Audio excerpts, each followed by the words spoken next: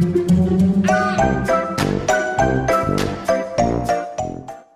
guys, Sandy here, and today I want to show you one of my favorite techniques to do with a stencil. So I have this mixed media stencil here from Brutus Monroe.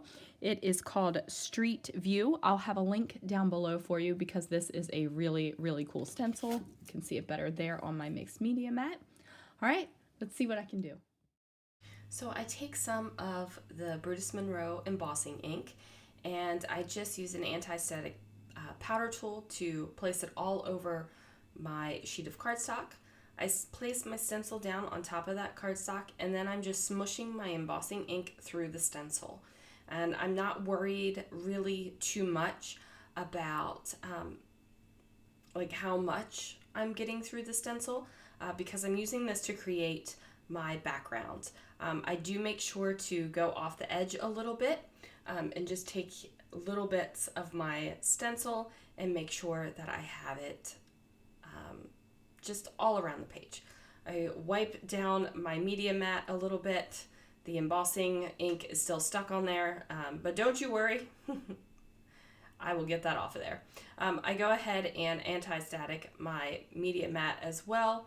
And now I'm just taking some of that ultra fine embossing powder in Raven and I am putting it all over my layout where I have pushed through the embossing ink. So I am making a huge mess. Probably the mixed media mat wasn't the best decision to use as my thing. I probably should have used another sheet of paper, but that's okay. That is completely okay. So now I have my paper, and here's the fun part. Here's the magical part, you guys. This is one of my favorite things to do in the scrapbooking room is to emboss, and I just love watching the embossing powder turn into the meltiness. Like it just makes me so happy to see it. I don't know what it is. Do you guys enjoy embossing powder as much as I do? Now, I do have to say that this black embossing powder is amazing. It is an ultra fine embossing powder, so it's great not only for techniques like this, where you're kind of like splotching embossing ink, but it's also really great for sentiments. You know, normally I would emboss a black ink with a clear embossing powder to get a nice crisp sentiment, but really with the Brutus Monroe ultrafine embossing powder, you don't have to do that. Like you can emboss with your embossing ink and then go ahead and use your black embossing powder, and it's amazing. It is absolute amazing. So I am not really concerned about any kind of spray over or stray embossing powder that is on this layout because I am using it as the base of kind of a messy mixed media type background. If you were really concerned about your overspray and stuff like that, you would just take a paintbrush and kind of brush off that loose embossing powder. But like I said, I'm not worried because I'm making a mess. And making a mess is one of my favorite things to do. Now, I did pull out an older paper pad. It is the Watercolor Elements paper pad, and I think that this is just gorgeous. It has multiple colors on it. It's just beautiful. If it's still available in the Brutus Monroe shop, I will leave a link down below for you. But I do have to say it is one of my favorite ones ever. So I am trimming down my photos just a little bit because my photos are 6 inches and my papers are 6 inches. So I'm just trimming down about 1/4 of an inch off of the 6-inch side of the photo, and then voila, I got the perfect size.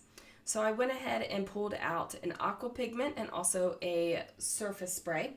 I have more of each one in this little palette here, and then just a little bit because I wanted to water it down so I could have a lighter version of this as well. So I am going to mist my paper with my water sprayer, And then I'm just kind of using that to dampen my brush. And I call this the splat, okay? I don't know if there's a real technique for it, and if my ceramic painting grandmother saw me treating a brush like this, she would smack my hands. But basically all I'm doing is taking the ink or the aqua pigment off of the palette and just slamming my brush down gently, not like hard, but gently slamming my brush down on the paper. And you can see it kind of gives you a splat look. I really like this look, but like I said, my grandmother would like slap my hands and probably upside my head too, but I just like the look of it. So if you like the look of it, go for it. I decided to mix my aqua pigment and my surface spray to give me a different shade of green.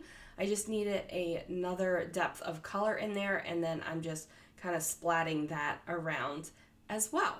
Now, it's going to dry, and this is what we have. We definitely have this mixed media type background that was really easy to put together, you guys. Like, we did some embossing and we splatted a paintbrush. So, like, yeah, really easy.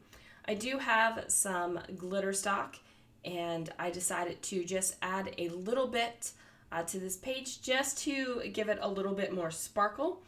So my aqua pigment has a little bit of sparkle in it, and you can see it up close. So I just decided to play up on that sparkle and add a little bit of the glitter stock. I decided that I needed to bring in a second color. I was thinking about a more neutral metallic, but I just decided to go with the second shade of blue here. And I'm just putting it on my photo so that it peeks out on one photo at the top left and on one photo on the bottom right. And what that's going to do is kind of frame in my photos, even though it's not a complete frame. What it does is it frames in my photos amidst all the mixed media madness going on in the background.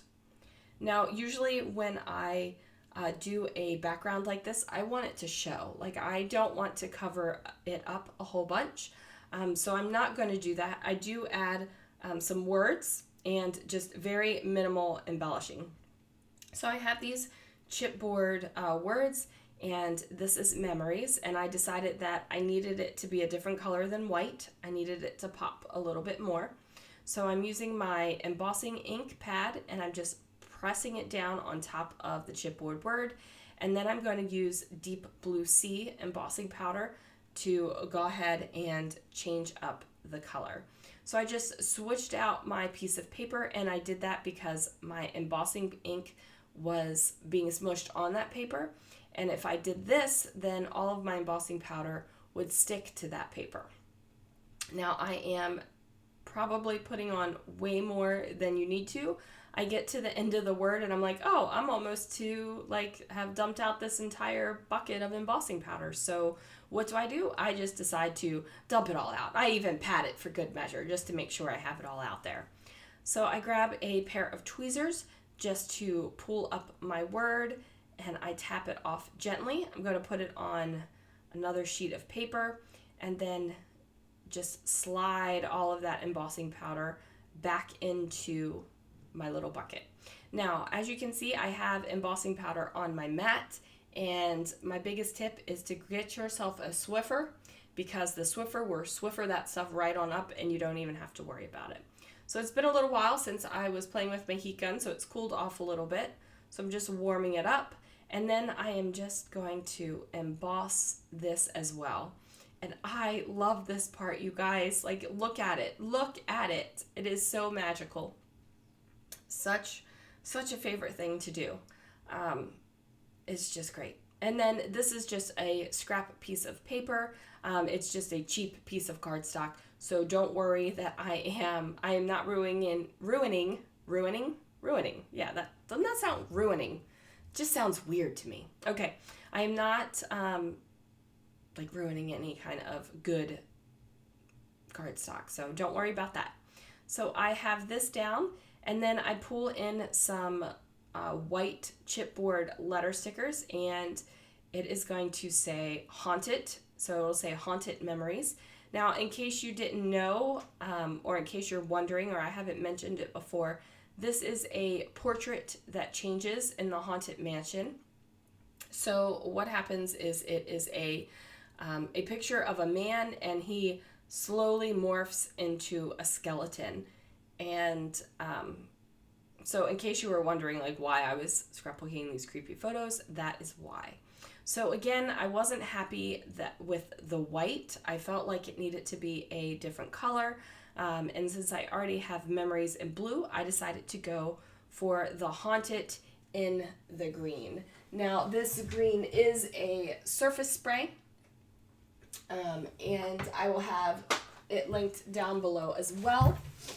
The color that I'm using is Cabbage. In case you needed to know the color.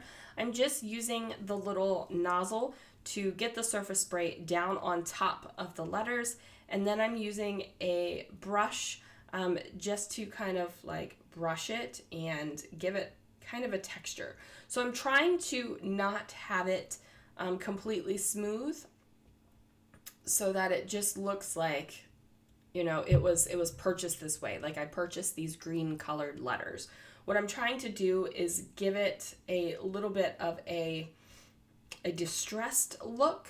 So I am using that spray nozzle, and it's leaving a lot of bubbles.